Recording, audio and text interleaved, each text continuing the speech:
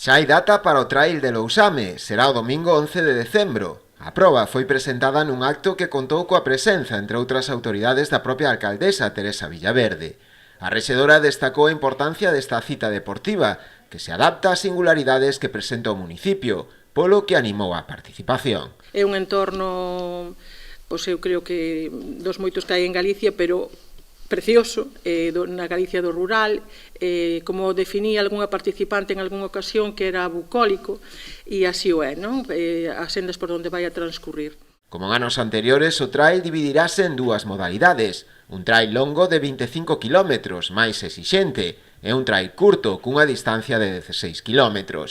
Os dous terán como punto de saída e chegada o pabillón municipal Pilar Barreiro Senra, na Silva. Este ano cambiamos o recorrido, puxemos 3 propostas encima da mesa e decidimos cambiar o recorrido e orientámolo máis hacia o Alto da Aguieira e o Alto do Monte Culou. Con anterioridade, unha semana antes, o sábado 3 de decembro, en horario de tarde, desenvolverase tamén o Peque Trail, dirixido a nenos con idades comprendidas entre os 5 e os 17 anos, cun percorrido adaptado a eles. Aproveitouse o acto para presentar tamén a andaina solidaria e Belén de Cumes, que terá lugar o sábado 17 de decembro, con saída ás 10 da mañá dende a praza do Concello. Todo o que se recade na proba irá en beneficio da obra social de pediatría do Hospital de Santiago. Este ano hai unha pequena variedade que a mellor a xente chama a atención, que poñemos que a doazón vai ser para a obra social de pediatría.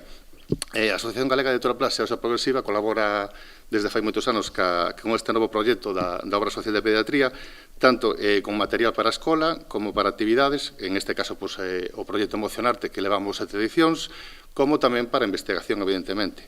Decir que a día de hoxe levamos doados 179.933,05 euros e que o objetivo para este ano 2022 é facer outra donación na que superemos a cifra redonda de 200.000 euros. Creo que un detalle importante que a veces é tomarnos un café menos e aportar ese euro e facemos moitísimo ben con ese euro, as donacións, a investigación, as actividades de todos os rapaces que teñen a casuística menos afortunada e que necesitan da nosa axuda.